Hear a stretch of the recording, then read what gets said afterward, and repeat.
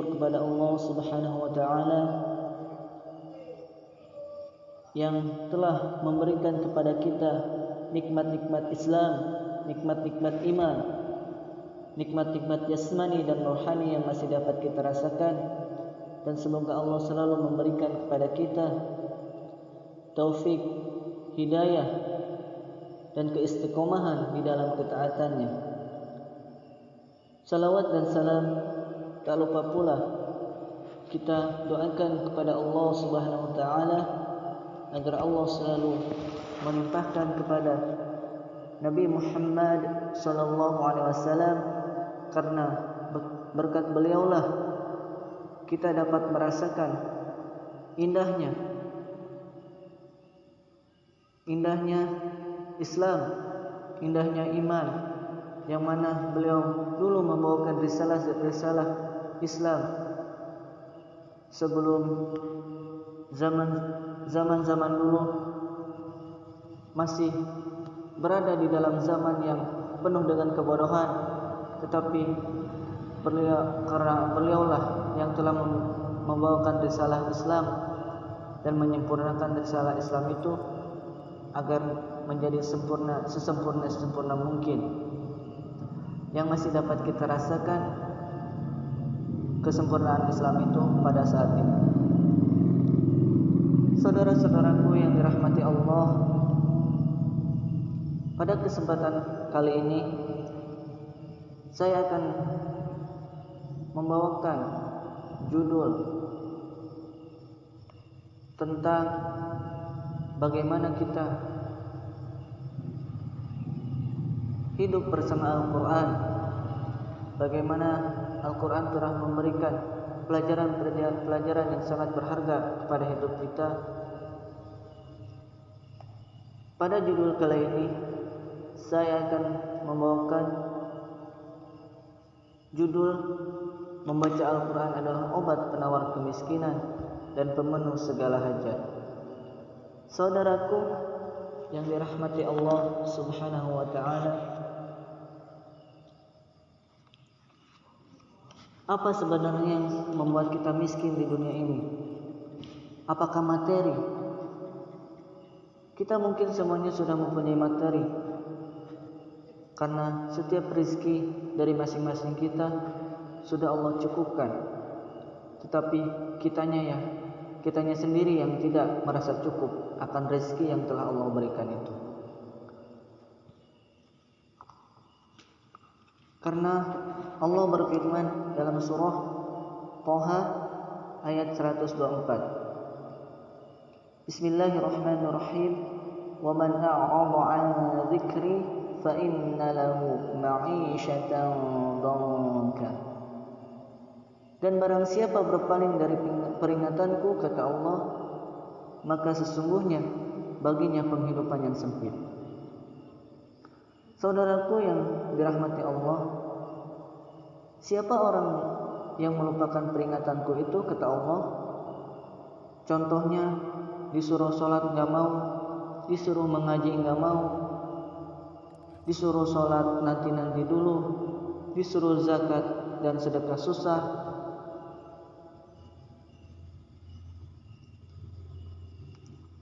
malah katanya gua aja susah, gua aja kurang. Mulut bawaannya ngomongin orang terus, kuping senangnya mendengarkan aib orang terus, kemaluan tidak dijaga, kehormatan juga tidak dijaga, pandangan mata bawaannya maksiat terus, kaki berat untuk dilangkahkan ke masjid, tapi ringan dibawa ke tempat maksiat, kaki berat dibawa ke masjid, tapi ringan dibawa ke tempat maksiat. Terus apalagi, tangan gampang mengambil hak orang lain, hati gampang dengki. Maka apa yang terjadi, saudaraku? Sebagaimana yang telah disebutkan dalam firman Allah tadi, dan barang siapa yang berpaling dari peringatanku, kata Allah, maka sesungguhnya baginya penghidupan yang sempit. Saudaraku yang dirahmati oleh Allah Subhanahu wa taala, solusi yang tepat untuk permasalahan ini ialah kembalinya kepada jalan Allah Subhanahu wa taala. Contoh kecil kita, jika kita memperhatikan, bukankah Allah menjamin cicak yang makanannya adalah nyamuk yang memiliki sayap? Cicak aja sudah Allah jamin untuk masalah rezekinya. Apalagi kita sebagai manusia, sebagai orang yang dimiliki akal, dimiliki kemampuan untuk mencari rezeki yang sebanyak-banyaknya. Terus apa yang kita keluhkan dalam kehidupan ini? Saudaraku yang beriman, ketahuilah, sesungguhnya setiap rezeki manusia yang telah Allah berikan itu sudah Allah tetapkan masing-masing rezekinya. Untuk si ini segini, untuk si ini segini, untuk si itu segitu. Kita nggak usah khawatir masalah rezeki itu. Yang penting tujuan kita, ittaqullah, wattaqullah, bertakwa kepada Allah. Insya Allah, Allah di situ akan memberikan jalan-jalan rezeki yang tidak disangka-sangka. Saudaraku yang beriman, sesungguhnya kemiskinan itu adalah sebuah keniscayaan. Ada orang kaya, ada pula orang miskin. Tapi semiskin-miskinnya seseorang, andai dia beriman, nggak akan kelihatan miskinnya, nggak akan kelihatan miskinnya. Dan sesusah-susahnya seseorang, sedangkan dia beriman, maka nggak akan ada tetangga yang tahu. Tidak ada tetangga yang tahu. Bahkan mungkin suaminya tidak tahu kalau dia sedang merasakan sesuatu. Dan si istrinya juga tidak tahu, apalagi saudaranya. Orang akan melihatnya sebagai orang yang cukup. Orang akan melihatnya sebagai orang yang senang. Alhamdulillah. Saudaraku yang dirahmati Allah, orang-orang kaya saja dan orang-orang yang sibuk kadang-kadang bingung melihat orang yang susah karena masih bisa main bulu tangkis jam 9 sampai jam 10 padahal dia masih rapat. Indonesia itu Masya Allah, secara kultur kita itu adalah negara yang happy apabila jika diisi dengan iman, diisi dengan Islam. Sekarang saya juga mau bicara tentang Al-Quran, bahwa Al-Quran itu adalah obat kemiskinan, obat dari segala obat, termasuk obat dari kemiskinan. Bahwasannya Allah menjelaskan dalam Al-Quran surah Al-A'raf ayat 96. A'udzu billahi minasyaitonir rajim. Bismillahirrahmanirrahim. Walau anna ahlal qura amanu wattaqaw lafatahna 'alaihim barakatin minas samaa'i wal ardh walakin kadzabu fa akhadnahum bima kanu yaksibun. Shadaqallahul azim. Jikalau sekiranya penduduk negeri-negeri beriman dan bertakwa, pastilah kami akan melimpahkan kepada mereka berkah dari langit dan bumi. Tetapi mereka mendustakan ayat-ayat kami itu, maka kami siksa mereka disebabkan perbuatannya. Saudara-saudaraku yang beriman, ayat ini jelas sudah Allah turunkan untuk kita renungi, untuk kita tadabburi. Bahwasanya ayat ini sebagai peringatan kepada kita agar kita tidak mengeluh, untuk terus semangat mencari rezeki. Tetapi ingat, jikalau sekiranya penduduk negeri beriman dan bertakwa, pastilah kami akan melimpahkan kepadanya berkah dari langit dan bumi. Ingat, jikalau penduduk negeri-negeri ini beriman dan bertakwa kepada Allah, maka Allah tidak akan sulit untuk melimpahkan semua rizkinya yang ada di langit maupun yang di bumi. Tetapi apabila mereka mendustakan ayat-ayat kami itu, kata Allah, maka kami siksa mereka disebabkan perbuatannya. Jadi apabila kita ingin mendapatkan rezeki dari Allah, maka sebaiknya kita perbanyak memohon kepada Allah, perbanyak memohon ampunan kepada Allah, perbanyak beribadah kepada Allah, beribadah dalam arti kata melaksanakan perintah-perintah Allah dan meninggalkan larangan-larangan Allah, beribadah, salat kita, salat fardu kita, salat wajib kita, salat sunat kita, terus kita tingkatkan kepada Allah, membaca Al-Quran kita, terus kita tingkatkan kepada Allah, menghafal Al-Quran kita, terus kita tingkatkan kepada Allah, agar Allah tidak sulit untuk memberikan semua rizkinya yang ada di bumi maupun yang ada di langit. Dan bukan hanya itu, tetapi kita akan mendapatkan ketenangan jiwa, ketenangan hati, karena kita sudah dekat kepada Allah Subhanahu wa taala, karena kita sering membaca Al-Quran. Walaupun membaca kita terbata-bata, tetapi ingatlah, walaupun kita terbata-bata membaca Al-Quran, Allah akan memberikan kepada kita pahala, 2 pahala, karena kita telah berusaha membaca Al-Quran dengan sungguh-sungguh walaupun terbata-bata. Akan tetapi apabila kita membaca Al-Quran dengan suara yang indah, suara yang bagus, makhraj huruf yang bagus, dan kita lancar dalam membaca Al-Quran, maka Allah akan melimpahkan pahala-pahala kita. Dari 1 hurufnya 10 kebaikan, maka Allah kalikan terus berapa ayat, berapa surah yang kita baca, maka dikalikan hasil itu untuk pahala Al-Quran kita. Saudaraku yang beriman, di dalam surah Al-A'raf ini telah Allah terangkan bahwasanya kita sebagai manusia, kita sebagai umat Islam, kita sebagai umat muslim, bahwasanya kita disuruh untuk meningkatkan keimanan, ketakwaan kita apabila kita ingin mendapatkan rizki-rizki, berkah-berkah dari langit maupun dari bumi. Tetapi apabila kita mendustakan apa yang telah Allah berikan kepada kita dan kita mendustakan ayat-ayat Allah, maka kita akan menerima peringatan atau siksa dari apa yang telah kita perbuatnya. Saudaraku yang beriman,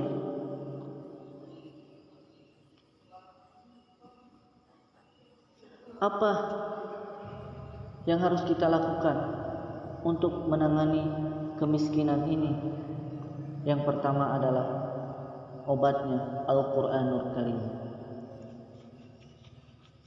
Saudaraku yang beriman, saya juga sekalian menginfokan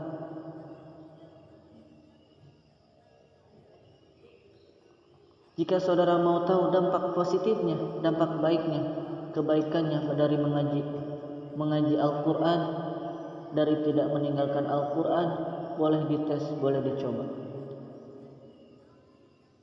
Saudara yang memulai melakukan one day one juice, silahkan ambil kertas selembar, lalu tulis keadaan saudara sebelum memulai perjalanan one day one juice.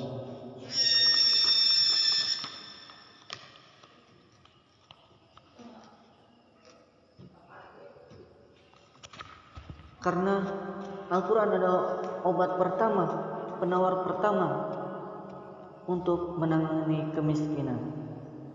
Bukan hanya bekerja keras dari pagi sampai sore, bahkan sampai pagi lagi, hanya untuk mengumpulkan harta-harta benda, tetapi harta itu akan melalaikan kita.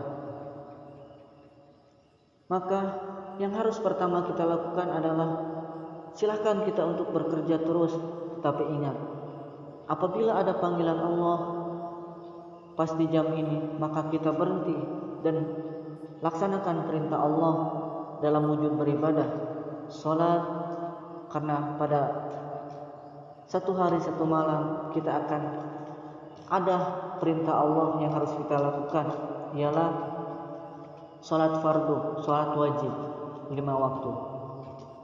Ada subuh, ada zuhur, ada asar, ada maghrib, ada isya.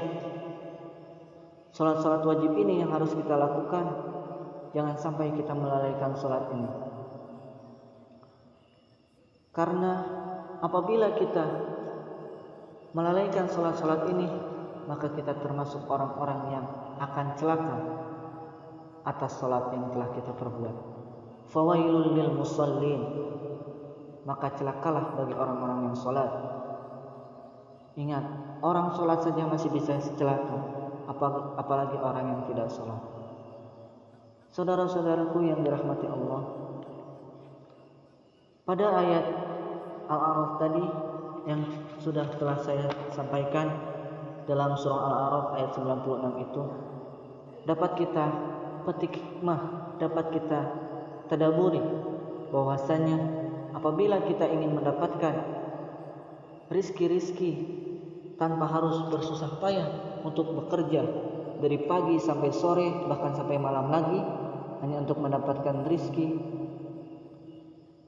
cukup saja kita meningkatkan keimanan kita, ketakwaan kita kepada Allah Subhanahu wa taala, maka Allah tidak akan sulit untuk melimpahkan rizkinya. Bahkan rizki yang Allah limpahkan bukan hanya dari dunia saja, tetapi dari langit juga Allah akan melimpahkan rizki-rizkinya kepada kita. Rizki yang berkah, rizki yang bermanfaat. Oleh karena itu, janganlah kita khawatir akan kemiskinan, tetapi khawatirlah bahwasanya kita akan jauh dari Al-Quran, maka kita harus khawatir itu. Jangan sampai Al-Quran kita jauhkan, tetapi kehidupan dunia, kecintaan dunia kita terus kejar. Karena itu akan sangat melalaikan kita dan akan sangat mendekatkan kita kepada azab Allah Subhanahu wa taala, kepada siksa Allah Subhanahu wa taala. Saudara-saudaraku yang beriman, apabila kita ingin mengatasi kemiskinan, maka obat pertama yang harus kita lakukan ialah mendekatkan diri kita kepada Al-Quran. Terus kita berteman bersama Al-Quran. Jangan sampai puas kita berteman bersama Al-Quran, maka Allah akan terus memberikan rezekinya kepada kita. Allah akan terus menanamkan ketenangan jiwa, ketenangan hati kepada kita. Karena dengan kita mendekatkan diri kepada Al-Quran, maka kita akan terus menjadi orang-orang yang bertakwa, lil muttaqin. Saudara-saudaraku yang beriman, jadi kesimpulannya, jangan khawatir akan kemiskinan, tetapi teruslah bekerja, tetapi teruslah berusaha, berikhtiar di jalan Allah Subhanahu wa taala.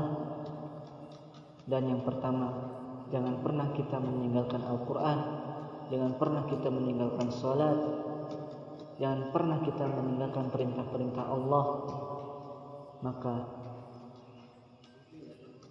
dari semua itu kita akan mendapatkan hikmah, kita akan mendapatkan berkah-berkah rizki, berkah-berkah keimanan, berkah-berkah ketenangan hati yang akan Allah berikan kepada kita. Sekian motivasi dari saya, semoga bermanfaat khususnya bagi saya sendiri dan umumnya bagi teman-temanku muslim, saudara-saudaraku yang selalu dirahmati Allah Subhanahu wa taala. Undur man qala wa la tandur man qala. Ihdinas siratal mustaqim, siratal ladzina an'amta 'alaihim ghairil maghdubi 'alaihim waladdallin. Rabbana atina fid dunya hasanah wa fil akhirati hasanah wa qina 'adzabannar. Assalamualaikum warahmatullahi wabarakatuh.